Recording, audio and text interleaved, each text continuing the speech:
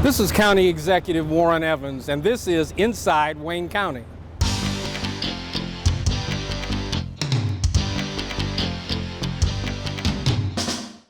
Hello and welcome to Inside Wayne County. I'm your host, Lloyd Jackson, and on this show we want to give you important information and also keep you informed about what's going on inside Wayne County. Today I want to tell you about a group of First Ladies of several Wayne County churches brought together by Wayne County Executive Warren Evans to make a difference when it comes to putting action behind projects and initiatives that positively impact the development and welfare of women and families in Wayne County. The Bringing Justice initiative is just the first of many that will be tackled by this group of First Ladies, and this initiative hopes to raise funds to complete the testing of rape kits and bring justice to the victims.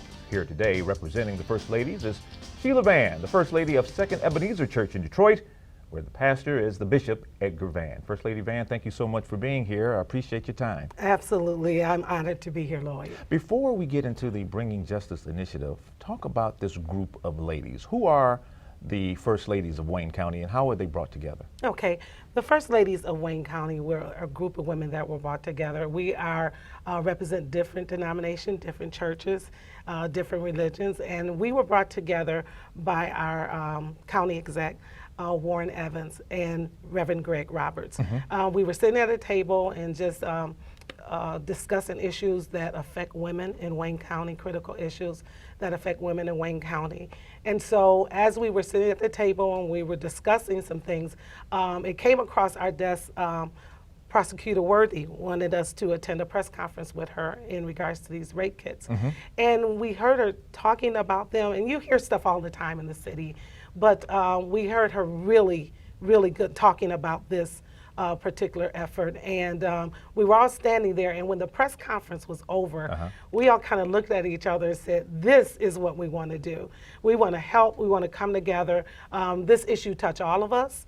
All of us are First Ladies in our churches, and we always are counseling women that go through these various things. A lot of times they end up in our offices, and we end up being the ones that's trying to counsel them through this process because of the trust that they have for us as their religious leaders. And so when we heard it, because we had already had prayer for our city. Each one of our churches had got together, we got our women together, and we walked the streets of Detroit and just begin to pray for our city. And so we were all over Wayne County praying. So that was our first initiative to pray for our city. And then after we had this press conference with Prosecutor Worthy, we decided we wanted to be a part of this great effort. So the Bringing Justice initiative, tell me what that is. The Bringing Justice initiative is just an effort for us to raise a minimum of $50,000 to help Prosecutor Worthy and her staff investigate these backlog rape kits from 2009. And a lot of them have been tested, but there are several more that need to be tested. And so we wanted to get together, and we are trying to get 100 faith-based institutions to give us $500 or to donate $500 toward this effort in order that we might raise $50,000. We've already had a brunch, a kickoff brunch to do this effort. We got together and did a brunch, the First Ladies got together and did a brunch, and we've already started this initiative off with $10,000. Wow. Yes, and so we're very serious about it. We're very passionate about it. We really want to support it, and we have to put our money where our mouth is. And so we got together and we did this, and we're going to ask other institutions if they will be a part of helping us. You know, a lot of times people say the church is not doing anything in the community. And as First Ladies, when we first came together, we were talking about honoring other First Ladies. But, you know, a lot of us sat there at that table and said, you know what, we have enough plaques. We have enough, everything's on our wall. Yeah, the wall is full. And we really wanted to do something to make a real difference and a real impact in our city and in Wayne County. You know, I'm thinking that even once the kits are tested and they've been tested, there's still that aftercare, that counseling, that and the prosecution of the perpetrator, all of that. So that money can go towards that as well once the testing is done. Yeah, well, each of the kits are like $490. So they're not cheap to test. They're not cheap to test. And that's why we were asking for $500 per church if they would, or a faith-based institution or anyone Right. who would like to contribute, so we could do that. And, a lot of times we're unpaid counselors, spiritual advisors. I like to call myself a spiritual advisor. Yeah. And so that money would not be used toward counseling, for us to go to us to counsel them. Right, That's right. what we do. That's Yes. who we are. And so it would totally just go toward that effort because, as you can see, like I said, the rate keeps in $490 to test. So we're saying a minimum of $50,000. We're hoping that we can get more because we had a young lady come into the breakfast who was one of the rape victims. Her name was Mary Wilson. Wow. And 20 years later, she is still suffering from this event, from what happened to her. And she told her testimony and told her story. Was her perpetrator caught? Her perpetrator, believe it or not, about 2 weeks after that breakfast was caught. Wow. Yes, after that breakfast he was caught, and but she was still at such unpeace and unrest, and still didn't feel safe. And it's nothing like being violated, and it's very, very difficult for any woman to get over that type of incident. And so it takes years and years and years. And I'm sure now that her perpetrator has been caught, that she is much more at ease and really can move on with her life. I know that the kits are $400 and something to test, and you're asking for, $500 from the faith-based institutions, but anybody can give. And it doesn't have to be $500 or $100 or $200. It could be what you can, because every amount counts. Every amount counts, and that's why we're not limiting it. We, anyone who feels a heart or a passion for this, so many people, this has happened to so many women. I believe it's 81% of African American women have been violated in this manner, and 21% of those women are under the age of 16. And so our mothers, our daughters, wives, whatever, it's just a very, very, very difficult thing to deal with. And I know there's a lot going on in our society. Yeah. I know there's a lot of crime, but any woman, especially in the African American community, this should really, really be something you'd be willing to donate anything toward. Anything can help us, anything at all. And for the victims, when they see all of these women come together to help them get some type of justice or some type of closure, it's got to make them feel good, and the first ladies as well. Absolutely, absolutely. We feel this is our duty. This is our obligation to help other women. A lot of us as faith-based women are in charge of our women's ministries. And so we see this all the time. We hear about it all the time. We have conferences and classes and counseling in regards to this type of thing. It has happened down through the years, and we have to put a face on these cases and get these criminals behind bars. And so we took up this initiative just so we could just help somebody. That's what ministry is all about. It's about changing lives and helping people and meeting needs. And this is a need in our community that really needs to be met. You will be surprised how many women are walking around here carrying that load, carrying that burden, and scared to share it, scared to talk about it, scared to come out.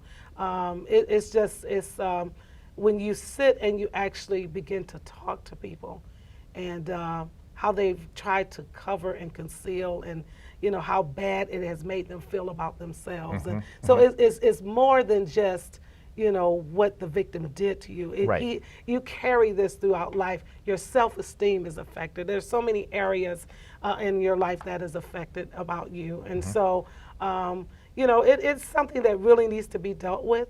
And I personally had not felt the passion about it until I heard about it. And so that's why I'm on the show, and I'm trying to be a voice for it, because when I heard Prosecutor Worthy talk about it, it just, it couldn't help but bring tears to my eyes, because a lot of people are being affected by this. And for those kids to be sitting there backlogged and not being tested, that's just unacceptable. And you were just talking about how you were feeling, and I want to know your feeling, because as a first lady, you're spiritual, you preach, you work in the church and all that. You're helping your husbands, save souls, and that's what you do.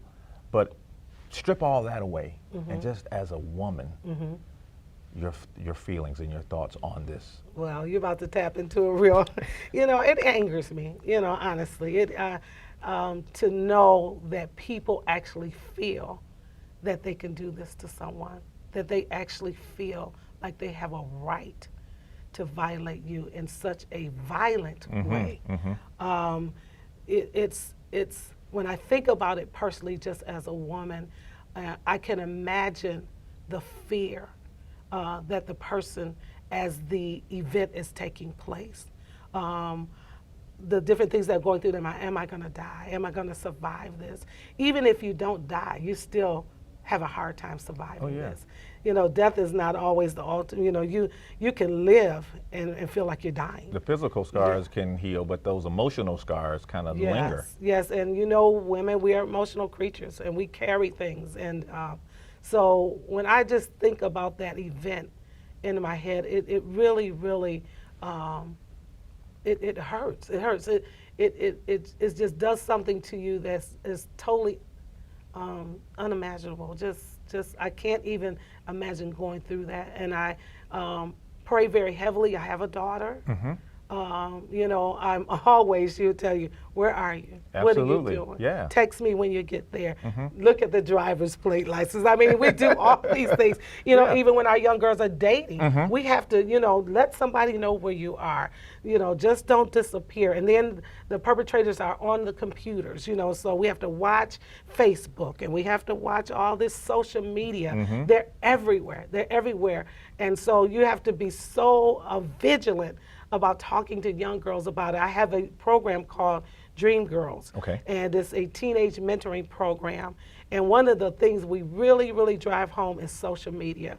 And because that's where that's where the kids are. That's where they are. Yeah. And that's where the perpetrators know that they're there. And so they'll get caught up, especially girls with low self-esteem. And so my program is to build value, build worth, build self-esteem. So when something like that comes at you, you will have the proper response.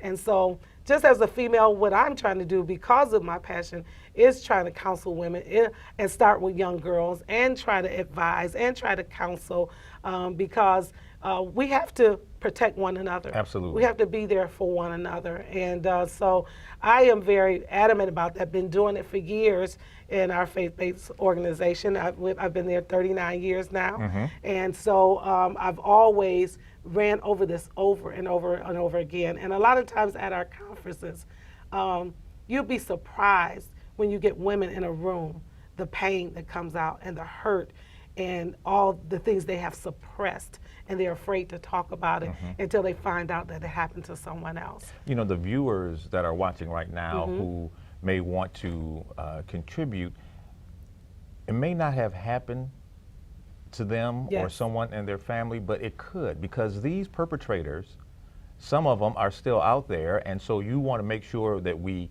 get these kids tested, get these perpetrators behind bars so they can't hurt anyone else. It could be somebody's wife, somebody's aunt, somebody's sister. Absolutely. So you have to think about that too, because by giving and getting these kids tested, you may be saving someone in your family. Absolutely, and you said something very critical there. A lot of these perpetrators have done this 7 to 10 times. Wow. So if we leave them out there, they're going to continue this behavior. And so, and I must pause and say, it's just not happening to women. It's happening to men. We when we think about rape, we only think about women. But there are also men that have been through this type of abuse down through the years as young boys or whatever. And so, it's a very, very big issue that we really need to try to put a handle on as soon as possible. And so, if we continue to leave them out there and they continue to think they could get away with this, they will continue to do it. And some, from what I understand, there have been some hits from the CODIS, from the evidence that was gotten, and some of these perpetrators may not even be here anymore. They may be somewhere else in another state, and they're still doing the same thing. Absolutely, absolutely. So you see how important this is and how crucial it is that we get these kids tested. It was just unbelievable that they're sitting there. And I must say we're making progress.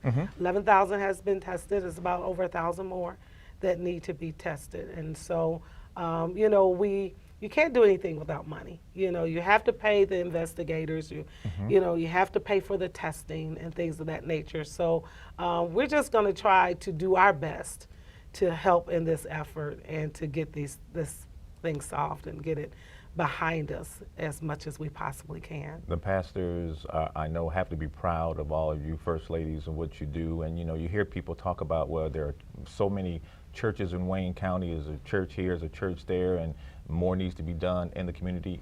That's what you guys are doing. You are in the community. This helps the community. It helps. Not only does it help the people in the community, but it helps make the community safe. Absolutely, absolutely. In a time where so much unrest is going on and so much terrorism, whatever we can do to make people feel safe is very, very important in this season.